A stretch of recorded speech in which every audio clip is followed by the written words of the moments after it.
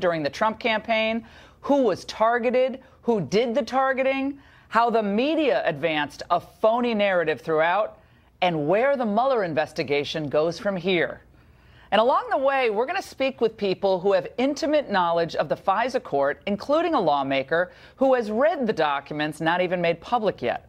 And we also will have an exclusive reaction from the White House. So let's begin. The revelations of the FISA memo and what you need to know. That's the focus of tonight's angle. From the moment he came down that shiny escalator in Trump Tower, Donald Trump represented an existential threat to the D.C. swamp. He promised to end the cycle of corruption throughout the government, to make it leaner and more accountable to the people. And he even took on some of the sacred cows. Do you trust intelligence? Not so much from the people that have been doing it for our country. I mean, look what's happened over the last 10 years. Look what's happened over the years. I mean, it's been catastrophic. And in fact, I won't use some of the people that are sort of your standards. You know, just use them, use them, use them. Very easy to use them. But I won't use them because they've made such bad decisions. Yeah, he had the nerve to call out the intel community, a.k.a. the deep state, as part of the problem. Well, Trump believed that everything in Washington had become politicized, bloated, and unmanageable. And what we take away from the now public House Intel Committee memo that was released today is that Donald Trump, once again, was right. When the American people think of the FBI and the Department of Justice, they should have faith that the agency's leadership use their vast powers without political bias or animus. In other words, you shouldn't be able to investigate or surveil any American without clear probable cause that a crime has been committed. And by the way, in order to secure a Foreign Intelligence Surveillance Act or FISA warrant, the government must also find that the person targeted, in this case, Mr. Carter Page, was acting as a foreign agent or on behalf of a foreign government. But I'll tell you this, after reading this memo today, I don't know how the FBI even met that benchmark. Now, apparently, those requirements, those statutory requirements, went out the window because they had to take out Trump by any means necessary. The FBI used a minor figure on the Trump advisory board, the aforementioned Mr. Page, in an attempt to penetrate Trump's inner circle. Now, Page had been on the FBI's radar for his activities in Russia long before his name was listed in that campaign press release in the spring of 2016. But then on October 21st, 2016, the FBI filed an application with the FISA court for a warrant to surveil Page. According to the House Intel memo, they submitted that phony Russian dossier created by British spy Christopher Steele as their primary evidence. Now, the document itself was filled with conjecture and unsubstantiated assertions about Russian efforts to cozy up to then businessman and now candidate Donald Trump. Now, we've known for some time that the dossier was funded by the DNC and the Clinton campaign. And the FBI and the DOJ knew it too. But here's the rub. Even though they knew the political origins of the dossier, the FBI did not tell the FISA court. Neither did the DOJ. They would go on to secure 3 FISA surveillance renewals on Carter Page, all based on that same dossier, Oppo research, in other words. The FISA warrants were approved by FBI Director James Comey, Deputy FBI Director Andrew McCabe, Acting Attorney General Sally Yates, and Deputy AG Rod Rosenstein. There are so many lapses and biases at play here, it's frankly hard to keep track of them, but we're going to do our best. We know the FBI authorized payment for the man at the center of this entire opus, Christopher Steele, for information in that dossier. And to be clear, Steele was like hardly an objective source when it came to national security matters. He's quoted in the House Intel memo as telling DOJ officials that he was, quote, desperate that Donald Trump not get elected and was passionate about him not being president. Oh, no agenda there whatsoever. So he cooks up this fake dossier to try to kill Trump's candidacy. And at the same time, Steele began shooting his mouth off to Yahoo News about Carter Page's trip to Moscow, which he included in his infamous dossier. The FBI later cites that Yahoo News story as corroborating evidence of the dossier's credibility. That's a neat trick. So a story about the dossier is corroboration of the story itself, which is fake. Fantastic. The Bureau put all of that in their FISA request to continue their surveillance of Page. Now, here's where it really gets good. A month after the FBI used Steele's dossier and the fake news he leaked to get the FISA warrant, they realized Steele is leaking confidential information to the media and divulging his relationship with the FBI. So the FBI terminated its relationship with him. So here's the upshot. The predicate for the entire Trump-Russia collusion canard, the prevailing evidence advanced to surveil Page, which would lead to the creation of the Mueller investigation and all the madness that followed, was built on the foundation of the fake Steele dossier, paid for by Hillary Clinton's campaign and the DNC. Here is Devin Nunes from the House Intel Committee a short time ago. And just step back for a moment. This is not trying to go after some terrorist. Then they got a warrant on someone in the Trump campaign using opposition research paid for by the Democratic Party and the Hillary Clinton campaign. That's what this is about, and it's wrong, and it should never be done. And the Democrats, who've long been suspicious of the overreach and the bias of law enforcement, it's funny, they believe now that law enforcement can do no wrong. They can never be questioned. They're always right. Though the left did sound like a chorus protesting the memo's revelations today. Each of these allegations is at best cherry-picked and at worst just simply not at all indicative of the bias that the Republicans are trying to allege. It's likely cherry-picked, and we know what happens when you cherry-pick information. Who knows what it might have been, FISA application, and you cherry-pick in the summary 2 points that you don't like. Why should the FBI and the intelligence community trust our committee or Congress with sensitive and classified information if they think we're on a party line basis going to vote to cherry pick and disclose parts of it? I think a drinking game on a Friday night, cherry pick, it would be really trashed. Russian collusion, remember, was supposedly the concern that drove the FBI to apply for that surveillance warrant. So they worried that the election would be disrupted. Well, I contend that this surveillance itself was designed to disrupt the election. How was this done? First, as an insurance policy against Trump's winning, and later as an effort to undo the election and upend the presidency. What the memo makes clear, there was collusion after all, you bet. The collusion was between the Comey FBI, the Obama Justice Department, and the Hillary Clinton campaign. And that's the angle. Joining me now for reaction from Dallas is Republican Congressman John Ratcliffe. And here in Washington is Byron York, a Fox News contributor, chief political correspondent for the Washington Examiner, and Victoria Tensing, a former Justice Department official in the Reagan administration. Great to see all of you. We got a lot to get through, guys. Let's start with you, Congressman. The Democrats were coming at you guys with everything today, basically saying this is a big dud, that you're endangering law enforcement, and they're still keeping up with the methods and sources. You're endangering methods and sources.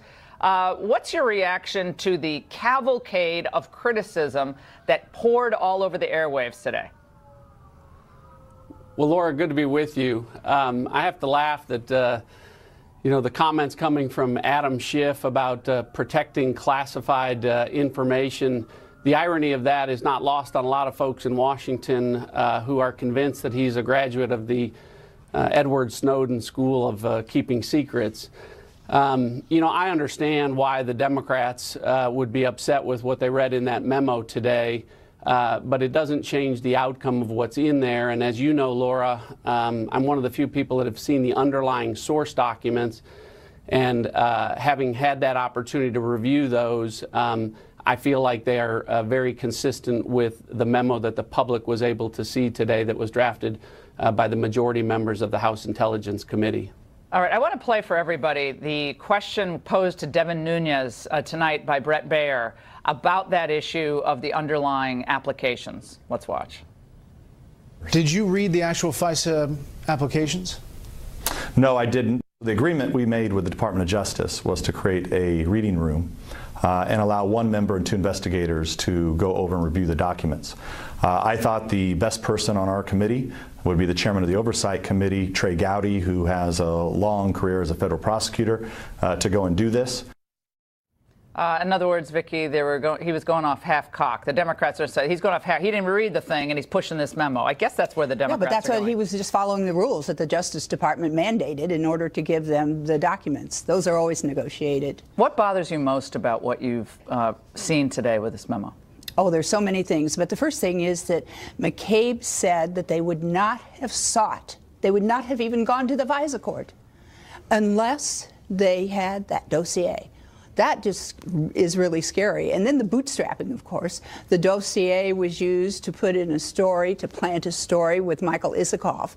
He's a journalistic whore. He just takes whatever the left gives him and he rewrites it. They're all working on the same team, though, aren't they? I mean, the media. Oh, of course. I mean, of course. This whole thing, they're all helping it. It's a boosting society. Everyone's boosting everyone else's narrative. A very aggressive lack of curiosity on the part of the journalist to say, well, where'd you get this information? Let me look at the underlying. Byron, you were the first person to get this memo, it looks like, in the media. One other person did, I guess, as well. But what Vicki just said about the issue of what they knew, when they knew it, what stands out for you, especially the McCabe point, the deputy director of the FBI? Well, they said, the memo says that the dossier was an essential part of this application, and as Vicki said, it goes on to say that they wouldn't have done it without the dossier. And I've been told there are really four things that they cite as the reason for this warrant. It's the dossier, it's that Michael Isikoff article, it's the Papadopoulos case. In Yahoo News, correct? In Yahoo News. It's the Papadopoulos case, and it's Carter Page's history. But what I'm told is the dossier was by far the biggest of all of those. So it was absolutely essential, and it really supports this idea that without the dossier, there's no application. And George Papadopoulos, I mean, what the heck was he doing, bragging in a bar that Hillary's emails were going to come out soon and the Russians were going to do it? Is that a reason for him to be put under the Papadopoulos thing is one of the most ludicrous things I've heard to base anything on. Congressman, the Laura, issue, go ahead. I was just going to comment on the clip that you played there, Laura, about Devin Nunes' decision. Why wouldn't you send over Trey Gowdy? Why wouldn't you send over the best lawyer in Congress, a lawyer who has viewed hundreds, if not thousands, of agent declarations, affidavits, and submissions to federal courts? Why wouldn't you send a guy who knows exactly what he's looking for, what would pass the smell test and what wouldn't? I think he ought to be applauded for that decision. Hey, Congressman, are you going to move to push to release all these underlying transcripts, redacted as necessary, of course? But the Democrats are trying to kick up dust in your face now, saying, oh, wait, well, that's not accurate. McCabe didn't say that in his closed-door testimony that they wouldn't have gone after the FISA warrant without that dossier. They're disputing that tonight on other networks. So we need to see that transcript. I know Byron wants to see it. Yeah, I think transcripts of witness interviews, those can be redacted and made public. I think the Democrat memo, the minority memo, ought to be made public, too. I will tell you, having read that, Adam Schiff drafted that, and it's chock full of sources and methods. So it's going to have to be heavily redacted before it's made available to the public. So that, but I'd be so that does have the sources and methods that they complained about getting compromised. That's interesting. It does. So and I will say this about the underlying documents that I've been able to review. You know, it's hard to take 4 phone books worth of information and distill it down to 4 pages. So I think it's fair when the FBI director says not every material fact is included. I think that's a fair criticism. But as someone that has reviewed the underlying documents, the story ends the same way. Okay, but are you taking things out of context? The Democrats are saying we need the whole context. You're missing key facts that would inform why this warrant was applied for, when it was applied for. You reject that. I reject that. As you know, Laura, I'm a former terrorism prosecutor. I have significant experience with FISA. I've looked at these applications before. And I just, as I looked at the underlying applications, I kept coming to the same conclusion. I wouldn't make these representations to any federal judge, much less a FISA judge. Yep. If you were a FISA judge, wouldn't you want to know if someone was asking for a warrant? Right. Yeah, I get that, Congressman. And we got to get to Byron and Vic here, but my question to you is, was there something in that application that referenced a political motivation for the dossier? The Democrats, we got Swalwell was over talking about that today. He said that was in the document, in the application. Not mentioning Hillary by name, but that there was a political motivation. Was that in there? Well, I don't know why Eric Swalwell would know that, because he hasn't had an opportunity. Okay, I just asked you a question. Was it in there? Did they reference a political motivation for the dossier in the application? Well, I can't disclose anything specifically that's in the underlying document. What I can, again, reiterate is it doesn't change my opinion and conclusions. Got it. Byron, okay, I want to play this. We got to play this on. Nunes hinted that there's more to come, that this is just the tip of the iceberg in revealing DOJ, FBI corruption. Let's watch. Are there other memos that are going to come out? Are there other memos? You said this was phase one. Yeah, so this completes just the FISA abuse portion of our investigation. We are in the middle of what I call phase two of our investigation, which involves other departments, specifically the State Department. Byron, what do you know? Well, that's interesting that he says the State Department, because we have had indications recently that there is some sort of involvement of the State Department, not as much as the FBI, but we know that John Kerry, the Secretary of State, was briefed on the contents of the dossier. That means the staff knew about it as well. So there's another phase here. And I'll tell you another phase that should happen. The FISA court better get busy, because they're either incredibly grossly negligent. Thank you. Or they were lied to. And don't you think they should care? And shouldn't they have some kind of a hearing, a process? Vicki, could the Carter Page, even with sovereign immunity concerns, could Sovereign Page file in court an action for abuse of process or sanctions against Justice Department attorneys for omitting a material fact in a FISA application? Is there any grounds for that? Well, he could file something with the D.C. bar. He could, wherever these people are members of the bar, he could file. He's filed a case in New York.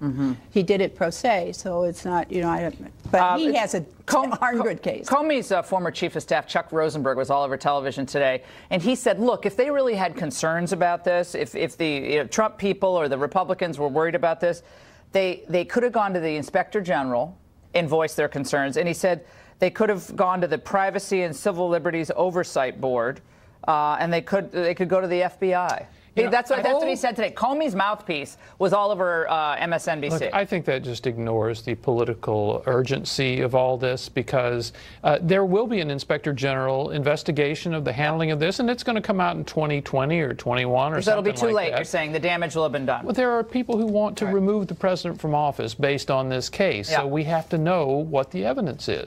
And guys, up next, the White House giving an exclusive reaction to us. Hogan Gidley, Deputy Press Secretary, is going to join us to react to this memo release. Questions about Rosenstein. Up next, a lot more later. Michelle Malkin, Dan Bongino, and the media's role in helping the FBI mislead the FISA court. Coming up. The release of the FISA memo with alarm and wild accusations. On MSNBC, rather than discuss the content of the memo, they were so concerned about authorship and protecting Deputy Attorney General Rod Rosenstein. What role did the White House, in fact, play in the production of this memo? We know how it played out several months ago when Devin Nunes made that midnight run here to the White House. It is the way Joe McCarthy used to do it. I have in my hands a document. It's just something they put, and we don't even know who the provenance of this document is. It could well have been written by White House staff people. Let's get a response to that wild conjecture. And they, by the way, say Trump makes stuff up. They're just like making stuff off whole cloth at MSNBC. I was at the gym watching this. Like, you got to be kidding me. White House Deputy Press Secretary Hogan Gidley here to discuss the president's next moves. Okay, you heard it. You heard that. I didn't write it. Yeah, well, okay. Well, we've ruled you out. That's good. That's so who else at the White House? So this is one of the lines of attack today, that there was a coordinated effort between Devin Nunes and the White House to to come up with the idea for the memo and then to push for the release of the memo and perhaps even draft the memo. 3 things: come up with the idea for the memo, draft the memo, and release the memo.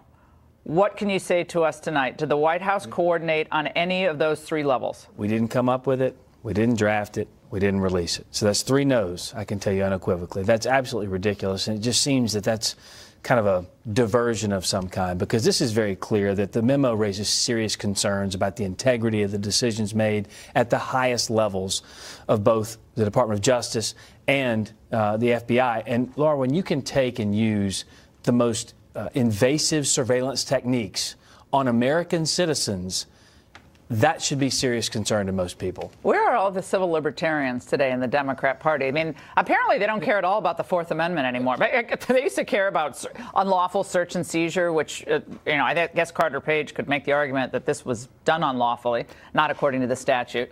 But the Democrats, apparently that's just out the window. But the dossier, they wanted out immediately. Remember, that had to be put out. They didn't question it. They didn't source it. It was out. They wanted all that stuff out. But for some reason, they didn't want this memo out. I find that very curious. But I mean, it's a double standard. I mean, when it suits their pleasure, they want to keep it quiet. This is something that obviously is of deep concern to the American people. To use a Democrat-funded document that's clearly used for, it's a campaign oppo dump, to use that and not tell the judge that's what you're doing when they're signing FISA warrants, that's very dangerous. There was another line of attack today by the Democrats I'd like you to respond to. Let's watch. I'm not surprised that the FBI comes out and says that this is dangerous. Declassifying this information is dangerous and endangers national security. The so-called Nunes memo, a 4-page memo, which, by the way, threatens extremely classified information and endangers sources and methods of our intelligence community. To be frivolous with their identity or roads that can lead to them. It's always fun to see Nancy on a Friday night. What is your reaction here? I mean, you're endangering national security. Jonathan Turley on Tucker's show said there's literally no classified information or sources of methods in this memo at all. Absolutely. We didn't redact a word, actually, by the way. And look, it came out today, obviously, the FBI worked with Nunes to try and declassify some of these things, sources and methods, and that's fine. That's what happened. But, I mean, it's absolutely ridiculous to say, on the one hand, this is going to threaten national security and it's going to take down this government and people's lives are going to be at risk. And then when it comes out, they say, that's a nothing burger. Which is it? They knew it ahead of time. They read it. People are going to die. Like they're saying that. Right. People are going to die. And Hogan Gidley and the whole White House, President Trump, Pence, you have blood on your hands. I mean, this is where they're going. Right, but they don't have a problem with open borders, by the way, and immigration. No. Time for another topic. By the way, the Daily Beast, just for fun, the Daily Beast has a headline out tonight. We have to look. We'll throw this up on the screen. Trump's White House goes weirdly silent on the Nunes memo.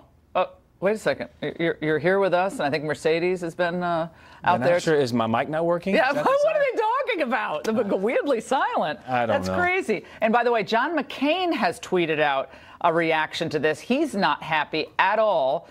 Can we put that up on screen, the McCain? Here it is. The latest attacks on the FBI and Department of Justice serve no American interests, no parties, no presidents, only Putin's, Hogan. How in the world can you see the text messages that have come out from people at the highest levels, not the rank and file, not the people we respect and appreciate their hard work, but the top line folks who are in the Hillary Clinton investigation with an obvious pro-Hillary Clinton bias and an anti-Donald Trump bias, and not be concerned whatsoever with that? Is the president going to fire Rosenstein? He fires Rosenstein, it's going to be a political firestorm. I think it's better to have Rosenstein stay, in my view. Well, there's been no conversation or consideration for firing Rod Rosenstein. I mean, we know kind of what he did. He approved one of the FISA warrants. Okay. I mean, I think firing, I mean, my view of firing him is the left is begging for it. They begged for Comey to be fired. They begged for Mueller to be fired. Now they're begging for Rosenstein. They have a new target every Absolutely. week. And it's the weirdly silent thing. We were having this conversation with them today. They said if you fire Rosenstein, it's a constitutional crisis. Oh, no, I heard that. We came out and said we're not firing him, and they go, well, isn't it still a constitutional? White House mulling firing of Rod Rosenstein. That's right. This will be weirdly silent. No, this will be. I'm just gonna. If I ever talk, I'm just gonna call you Weirdly Silent. That's gonna. I'll rename you Weirdly Silent. That's will be your name from now on. Hogan, have a good weekend. Good Thanks to see so much. You. And by the way, we're gonna ask this question: what does the memo's release mean for the future of the Mueller investigation into the president? Answers to that up next.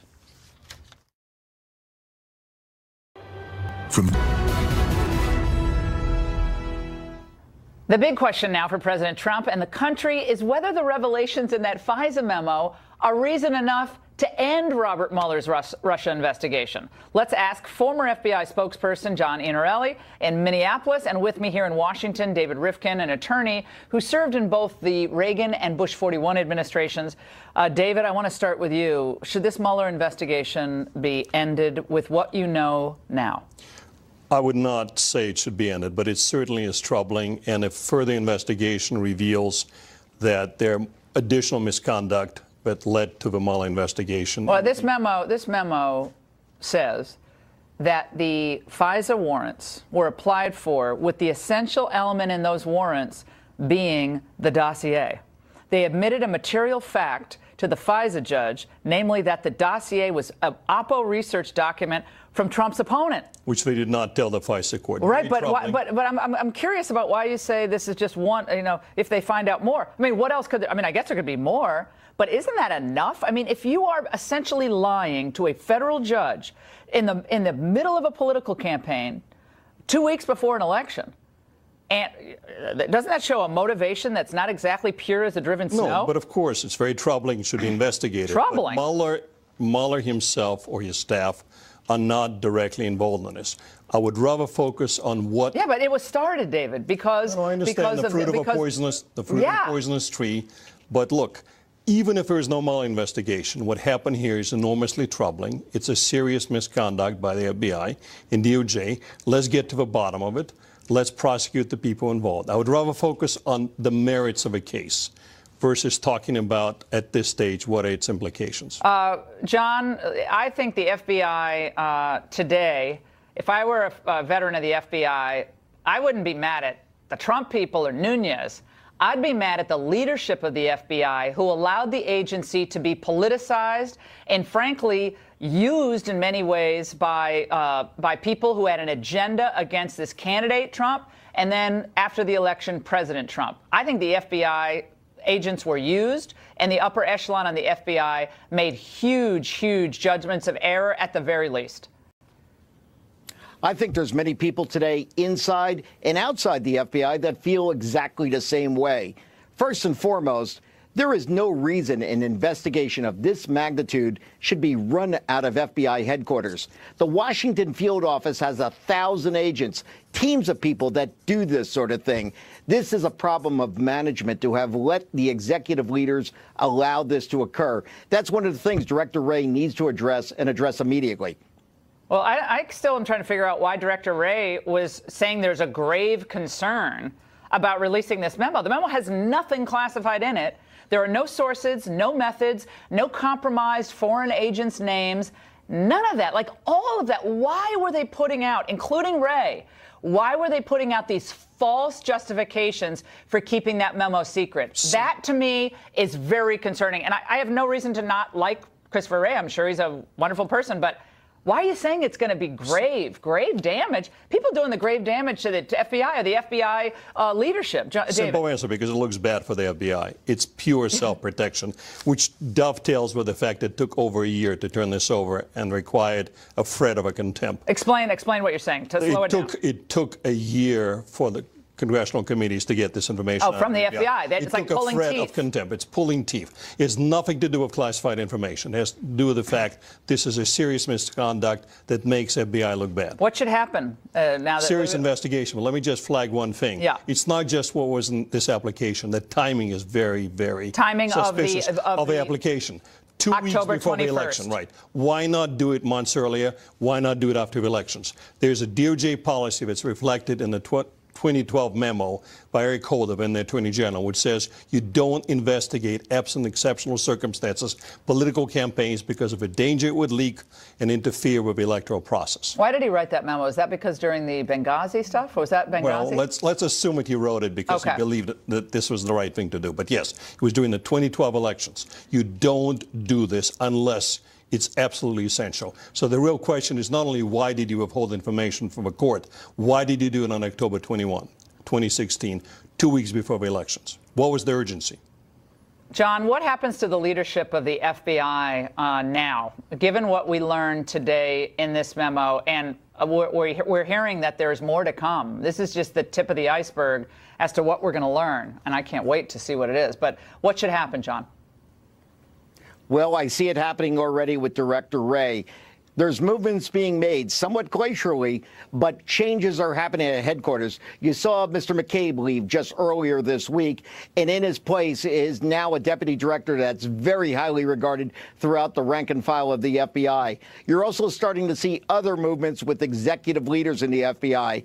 I think the first thing Director Wray needs to do is make sure they have wiped the slate clean of these people that perhaps had political agendas and are not doing what good FBI agents are charged with doing, remaining apolitical and protecting the Constitution of the United States. And David, we're almost out of time, but the Comey's chief of staff, former chief of staff on TV today, and he said, oh, well, you guys, they could have gone to the FISA judge and told them about the provenance of this dossier, who paid for it, who funded it. There were things that they could have done instead of releasing this memo. That's not how it works, and it's not enough to go with IG. Those things have to be investigated in the public light.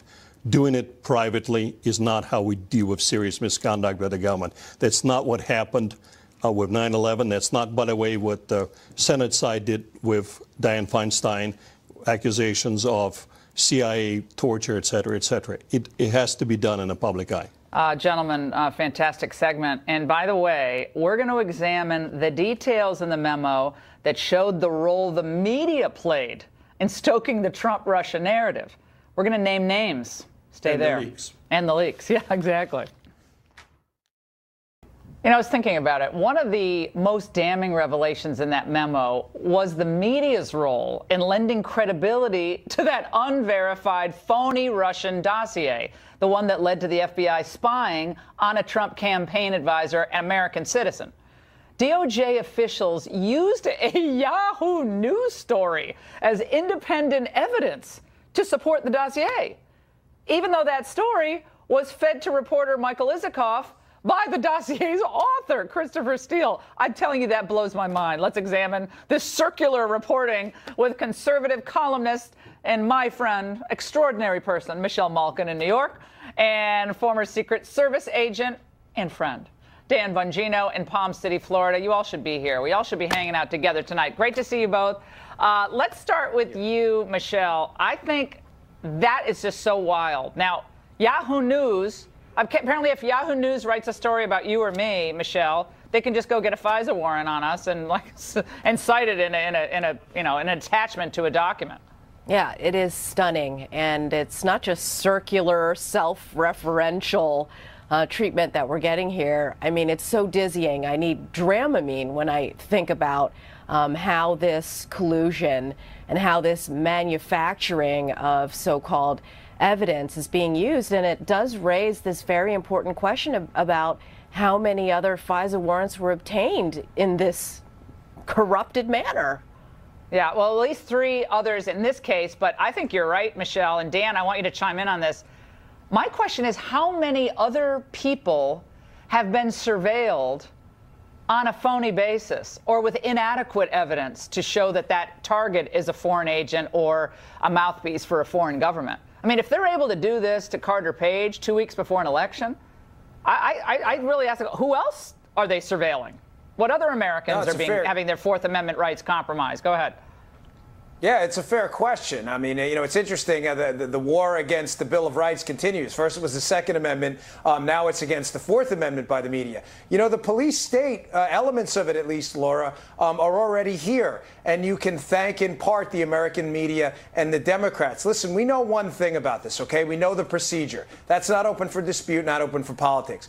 We know that in order for an American citizen to be spied on in a FISA court, there has to be probable cause that they were a foreign agent and in violation of some United States law in the process of acting on behalf of that foreign agent. Have you seen, I'm asking anyone out there, a scintilla of evidence, just not forget probable cause, have you seen a scintilla of evidence that any of that is true? If not, why the hell were they spying on Carter Page? Yeah, I don't think, I mean, from what I can gather, and look, maybe we'll learn more, but I don't think they had the constitutional right to surveil him at all. Because he talked to some people in Russia, and you know I guess he thinks we should have a better relationship with Russia. I'm not defending him, but I mean it seems really like thin gruel. And Michelle, I think Dan hit on that point. The media know that they were complicit. They were useful idiots, or willing participants in this effort to stop Trump, or an insurance policy against his winning. And I want to play a couple of comments for you from today from the media. Let's watch. They put their lives on the line in terms of law and order. And it's also just odd to have a Republican president and law and order president then attack the FBI and the Department of Justice. This whole oversight process is based on one thing: trust. And they've broken that trust. If you're in the intelligence community now, you might think twice about what you're going to write down on a piece of paper. The next Waco, the next time that federal law enforcement agencies are killed in the line of duty, that's on Trump. Okay, Michelle. Nicole Wallace, Trump is going to have blood on his hands for the next Waco. Yeah. Was she a Bush press secretary or something? Figures. Go ahead. Yeah, well, she was a fragger inside of the Republican Party is what she was and continues to be, apparently. Look, you've got two journalists who were name-checked in the memo, Michael Isikoff and David Korn, and lo and behold, these two are now trying to cash in on all of that with a book that is set to be released in March. And so the core corruption of our intelligence agencies and that infrastructure would not have been possible without the collusion of the core corruption of investigative journalism in this country. And it's interesting to go back, and I'm old enough to remember during the Bush years when there wasn't a leak that the blabbermouths at the New York Times and all of the other liberal media outlets wouldn't love to blab all over the front pages of their pages and airwaves when it endangered the lives of our military and our intelligence officers. And now they're going to accuse our president of threatening the rank and file when he made very clear that he stands behind the rank and file of these intelligence agencies and law enforcement. Shame on them, but they have no shame. Yeah, of course not. Dan, really quick last word. Yeah, that's really filthy. Nicole Wallace should be embarrassed. That is the worst kind of propaganda I've ever heard. We were the ones out there when they were talking about pigs in a blanket, fry them like bacon, defending the cops and law enforcement when some of these savages on the far left were attacking them. These people should be ashamed. They're an embarrassment. All right, well, guys, thank you so much. And we can't live on the FISA memos alone, as much as it would be fun. Super Bowl Sunday, America. Here it is. I have a question. Do you hate Tom Brady? You may want to rethink that. Okay, Philly fans, you forget the FISA memo. This is a more important question. Why do so many people hate Tom Brady? Now, I have to admit up front, I'm not a huge fan. I have my reasons, but it's not why most people dislike him. Now, it could be that he's just the best quarterback in the league this side of maybe Drew Brees, and it's been year after year after year.